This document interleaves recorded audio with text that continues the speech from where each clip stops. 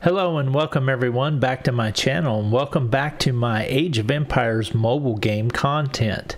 So today on release day, one of the things that I want to talk about that I've been seeing everywhere, everybody is asking the question, what civilization should I start with? What are the good ones? What are the bad points about some of them? Let's talk about them and let's kind of go over that together so you can get an idea of maybe where you want to be with the civilization that you start with. One of the things that we need to kind of talk about first, though, is one of the really cool aspects of this game, and that is the way that you can actually, if you'll see this little button right here, you can click on that and that will allow you to change your civilization. So what that means is, like a lot of games, when you choose a starting civilization in these kind of city builder strategy type games, once you choose a civilization, you're locked in. You can't do anything about it from that point on, and that was the choice you made, and you just have to live with it. The cool thing about Age of Empires Mobile is that they're going to allow you to change your civilization at any time. Now, what that means is that makes it super cool for you to be fluid. And what I mean by being fluid is you utilize the civilization that you need at the time. So for a lot of people, we'll just start off and we'll talk about the first one on the list here, the Chinese. For a lot of people, at the start of the game, they may go ahead and choose the Chinese because that's a super good one for them to pick at the start because of this one right here, the villager capacity. The villager capacity of +8 is a big deal for you when you're building your account at the start, because one of the things that's super cool is how you can assign villagers to things like resource harvesting, building buildings, and all kinds of tasks that you can do in your city are made much more efficient and much more productive when you assign villagers to them. Now, the ability to have 8 extra villagers is huge at your first few chapters when you're playing, because you're trying to build and you're trying to get off the ground. Archer defense, the troop bonuses at this stage in the game as an early level player are not really that big a deal, because you're not really worried about building troops right at the start. You're worried about getting your account off the ground. So that's something that may come into play later if you're the type of person that has their main troop march as archers. You may want to look at that as a more appealing bonus to you then. Wall durability, I wouldn't really worry about wall durability from any civilization, honestly, because, I mean, if you're at the point that you're getting attacked and your wall durability is going down, you're pretty much about to get teleported. So I don't really think that that really matters, honestly, if you want to know the truth.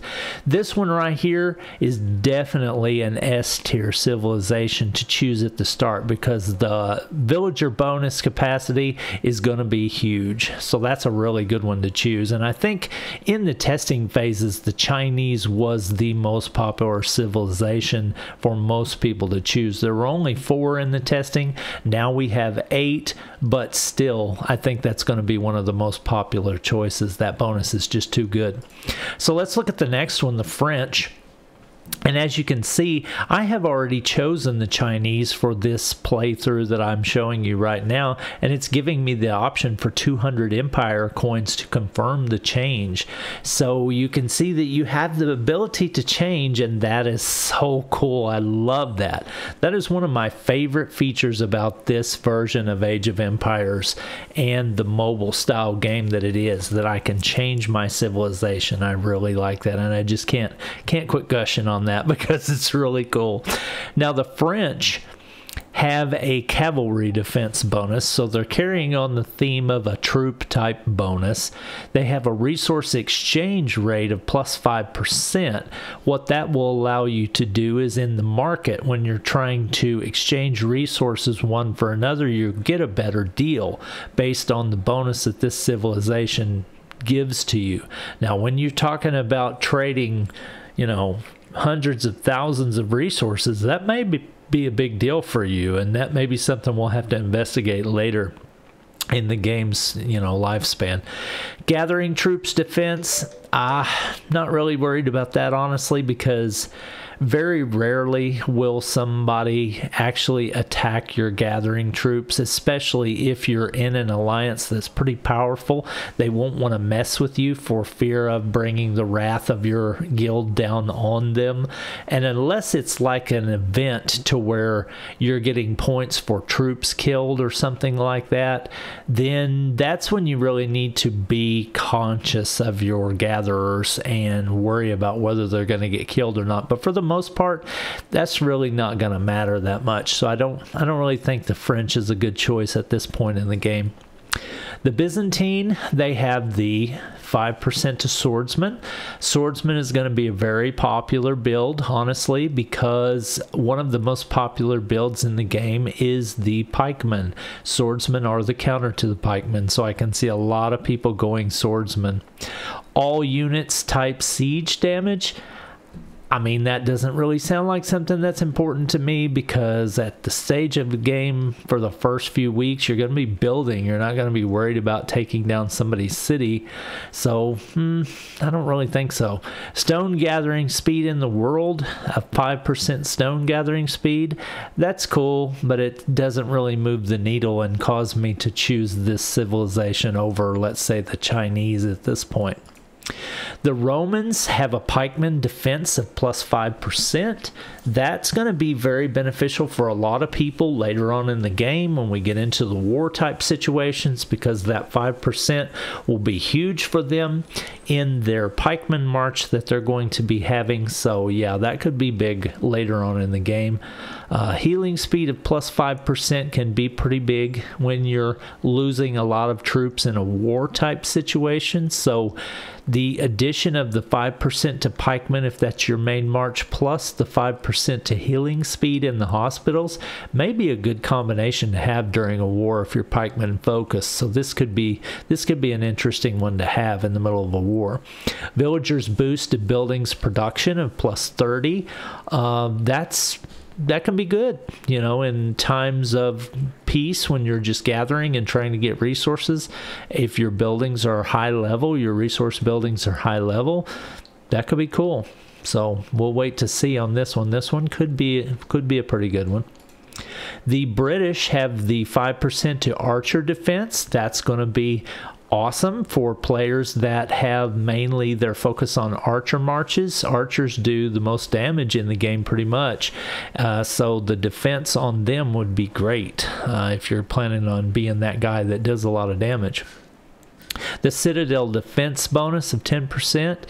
I mean, like I said, if you're getting attacked, you're probably going to go down. If they're brave enough to attack you, they have a reason, and they're probably got the forces to do it. So I don't really know that that's going to move the needle, really. Production of mills, 5%.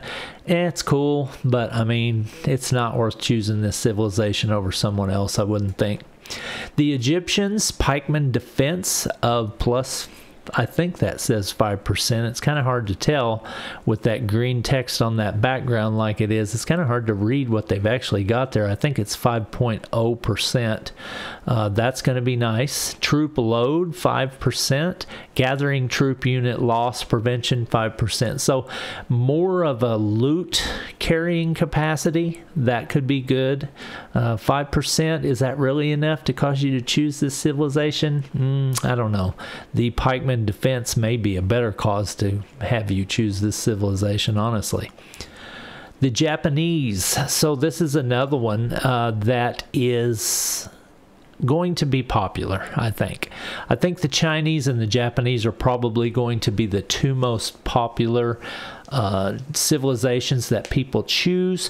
One is because I think a lot of people are going to go swordsman in counter to pikemen, so that defense bonus right there is going to be good. Attack bonus against player citadels, that could be nice if you're at war and you're, you know, trying to take down your enemies or trying to take over territory and you need to clear citadels to teleport them out of the region so you can take it over. That can be nice. But attack against tribes in the world plus 10%. This is going to be a big deal right here for most people, because to level up your heroes and to level up a lot of the things in game, you're going to need those rewards that you get against barbarians when you fight the barbarians out on the world map. You're going to be doing hundreds, if not thousands, of barbarian fights if you're a serious player. So a 10% bonus against that could be big. I mean, it could help you clear those battles faster and make your way through those battles a lot quicker than you normally would. So that could be really good. I think that will be a nice bonus that a lot of people will be interested in having. So I think that makes the Japanese really attractive right there. This is going to be a situation of where you want to be fluid. Is it worth 200 empire coins for you to change civilizations to the Japanese when you're planning on doing a big grinding session against barbarians? Or maybe there is an event where you kill a certain amount of barbarians to try to get ranking and rewards. This could be enough of an impetus to cause you to switch your civilization to the Japanese right there. That right there alone could do it, and that would definitely be worth 200 empire coins if you were standing to gain thousands in return for the reward that you could get. So that's going to be an interesting one, and I think that's going to be top tier city right there. The Koreans have a cavalry defense of 5%, a looting limit of plus 500k%, and a resource storage protection rate of 10%. This could be beneficial later on in the game whenever you are out looting resources. A 500k% or a 500k amount looting limit increase could be big. I mean, it can help you definitely get more resources per day. You have a limit per day that you can actually loot, and that's quite a bit. I mean, that's not a tremendously huge amount, but it is a pretty good amount. I mean, it's definitely something to put towards a build or troop training or something like that. The resource storage protection rate plus 10%. I mean, that's nice. If you're a maxed out city, you have a pretty high protection rate as it is, but to have an additional 10% on that of a level 30 storage house protection storage rate, that could be quite a bit. I don't know what the protection rate is on a level 30 storage warehouse, but I need to research that and find out, because that could be big. So it could be a lot bigger than I'm understanding at this time, just based on the fact that I don't really know what the storage warehouse level protection rate is right offhand. So this is a possible good one as well. It's definitely better than some of the other ones I've seen. So out of the 8 that we have available right now, I would say your best choice would be Chinese. I would say, focusing on the situation, one of your next best choices would be Japanese, basically for that right there. That's going to be a sweet, sweet bonus. And then Koreans could probably be pretty good in certain situations as well. And then, those troop bonuses that you see, like the pikeman defense, if you're focused on a certain type troop, you may decide to choose one of these civilizations right before a big battle, because this could be the difference for you right here on how much defense you have versus how much you heal in this certain situation. So yeah, it could be a big deal. And just the fact that you can be fluid is what makes this game so amazing and so awesome. So I love this talk that we had today about which civilization to choose to start with. I hope that you enjoyed this content, and I really hope that you would share it to your friends. Let's get it out there. Let's help other people learn this material so that they can be better at the game. And let's just have a great time in Age of Empires Mobile. I thank you for watching this today, and I appreciate your time, and I hope to see you again in one of my next videos. Thank you very much. Talk to you later.